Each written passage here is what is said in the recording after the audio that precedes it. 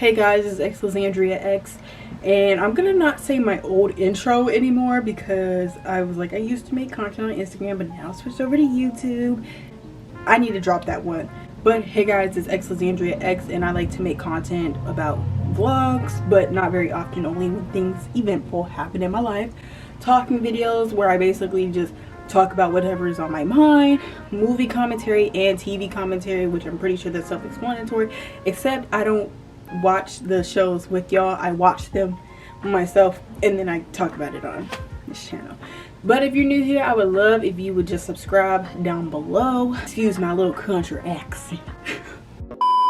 I would love if you guys would just subscribe down below because that would mean a lot to me, and I enjoy making YouTube videos even though I've kind of been out of the loop for a little bit. I'm glad to be in back the loop.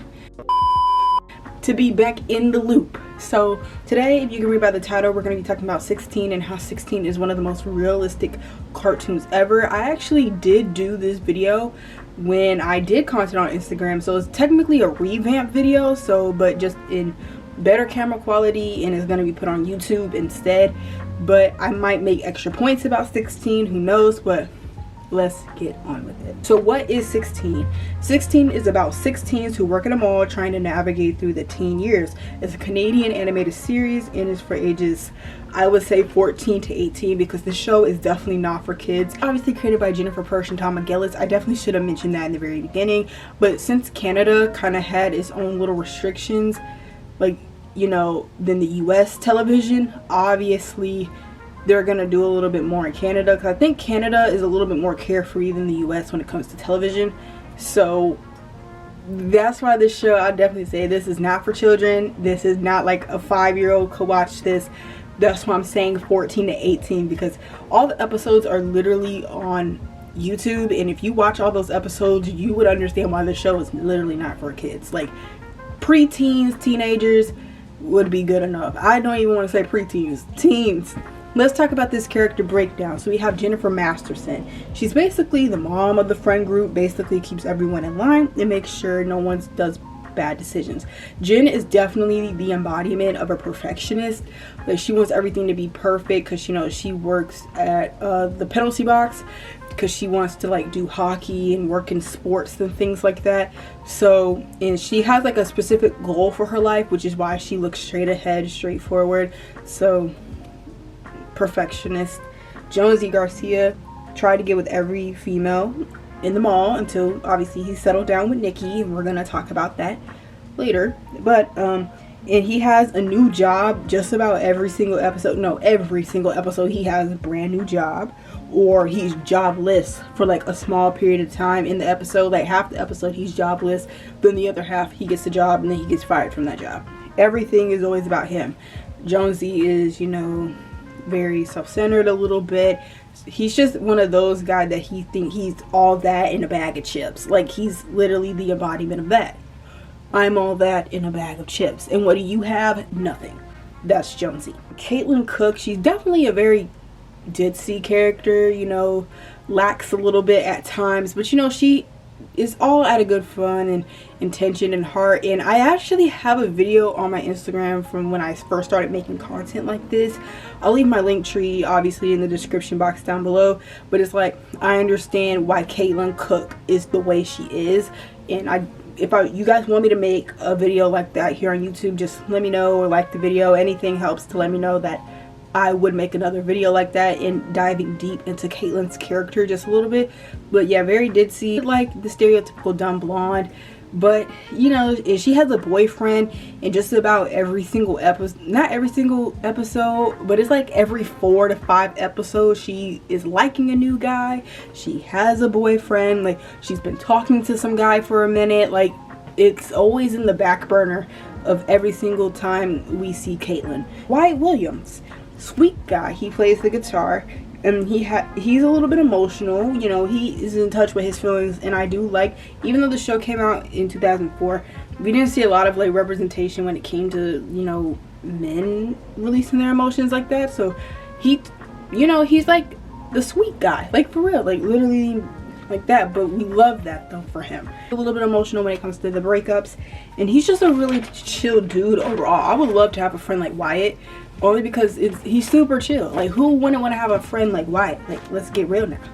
Nikki Wong, she was mean to people, and she worked at the khaki barn for traveling purposes. If you watch the first episode of 16, that's why she has to get a job in the first place. But when it comes to her friends, she does have a heart with the friends, but everyone else is kind of just invisible. She's kind of mean to them.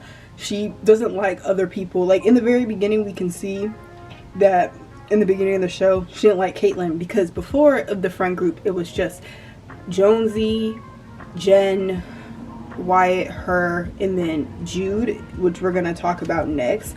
And so she didn't like Caitlyn, and you could definitely see that, because, you know, she is the very opposite of who Nikki is, Caitlyn.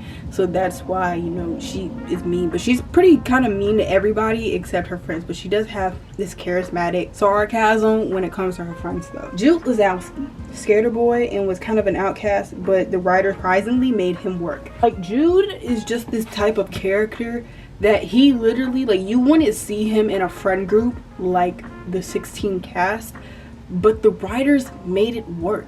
Like, he would have a subplot that for some odd reason made sense to not obviously put it into the main plot, because I feel like a lot of subplots get into the main plot, but his subplots don't ever make it into the main plot for a reason, and I don't know why that reason is. I don't know why the writers of 16 did it that way, but you can tell that he is very outcasted in his group, but he fits in his group so well though, which is insane.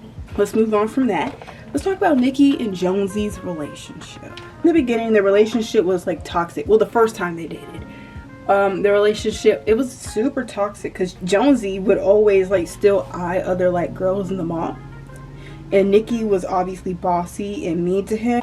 Nikki is like low-key kind of like insecure. Like, you can see that she's insecure just a little bit about everything, because Nikki is also like the embodiment of, I'm not like other girls.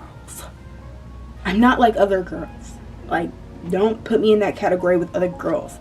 But like, it's not shown much, but it's definitely subtle in the show that she's like, I'm not like other girls. More towards the show's closing, their relationship was actually pretty balanced. They actually had a really healthy relationship, gearing more so toward the end of the series.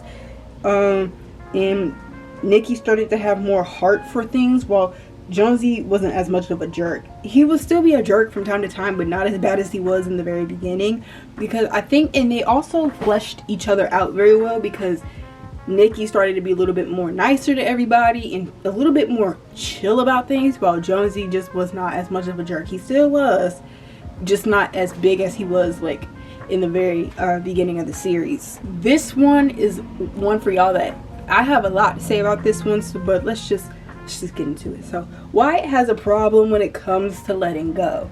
So when Wyatt, I have to read straight from my notes because this is gonna be a lump sum, so sorry if I keep looking down and not looking at y'all. All right, when Wyatt first broke up with Serena, he was heartbroken because Serena was getting back with her ex Chad, and Wyatt was head over heels for Serena, and his process of healing took forever. He wrote songs about her. When he'd see her, he would get scared, thought he couldn't be anything without her. But he finally got over her and then sparked a relationship with Marlo. I personally enjoyed Marlo and Wyatt, then Serena and Wyatt. Who is that calling my phone? Hold on. I'm filming a video. Say hi to the video. Hey! Hey, you girl! It's your girl, Jayla Nicole. Your girl, Anna Upload. Follow me on Instagram at just Jayla Nicole. Yeah, I'm the biggest and the baddest. Let me stop playing.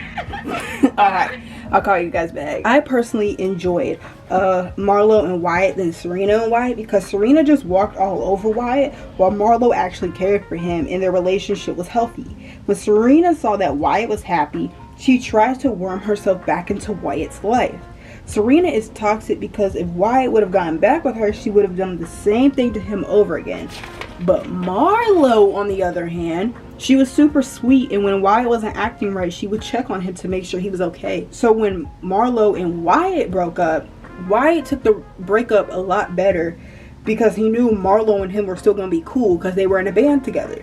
So they knew that, you know, if they broke up, it would be kind of awkward, but they knew they would get over it because of how cool and close they are with one another. While Serena just would kick him to the curb with any chance she got, even though the breakup with Marlo isn't as bad as Serena's. Because for real, Serena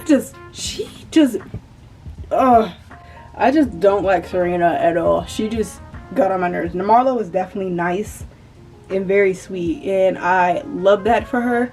Like not Marlo. Serena I did not like no Serena. I'm sorry, but I didn't like her. So now is the main plot of this video. 16 is the most realistic cartoon ever. I say this because of the jobs, growing up, friendships, and relationships. Of course, this is a cartoon, so of course it's going to have its cartoon moments like jumping off the escalator and then falling on their face. Obviously, in real life, you would die from that. Especially if you're in a mall that's like has like 96 floors like the mall in 16 does.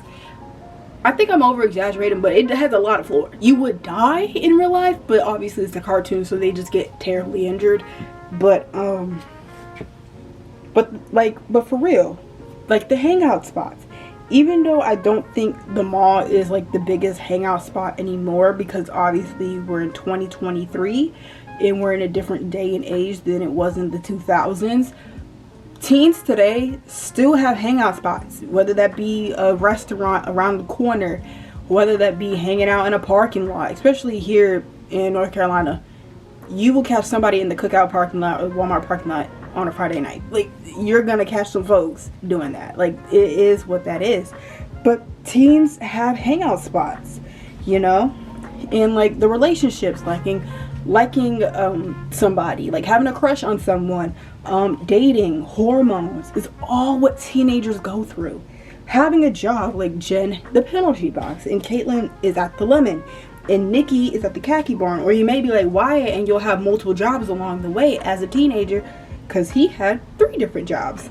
I'm not counting Jude and Jonesy, because Jonesy was just unrealistic and Jude just didn't care. So, and but also Jude is like a representation of my parents don't care if I have a job or not. Having up and downs with your friends. This show is so realistic, because even though the show came out in 2004, that's the year I was born at, turn up. Teens are always going to literally remain the same. Even though it may be a different time period, different things are trending, like fashion trends and things to do, teens and all these like bodily changes and growing up will still remain the same.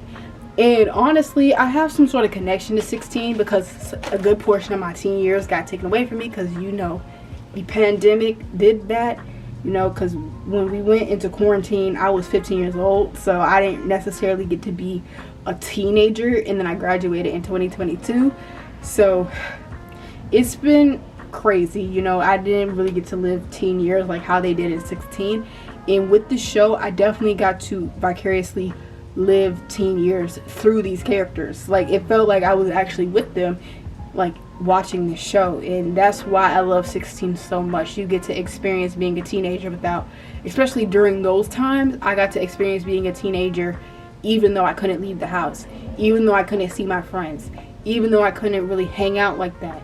I had a job, you know what I mean? Obviously, once you get a job, you're gonna have to keep having jobs because you're gonna get older, but still, you know, it just those extra experiences within the show. I love it. And then would I recommend this show to anybody? Yes. I love 16. The show makes it so cool to be 16, like a teenager, and just to live life freely and like not necessarily to the fullest, but just live life while you're growing up, and you have to make the good times last.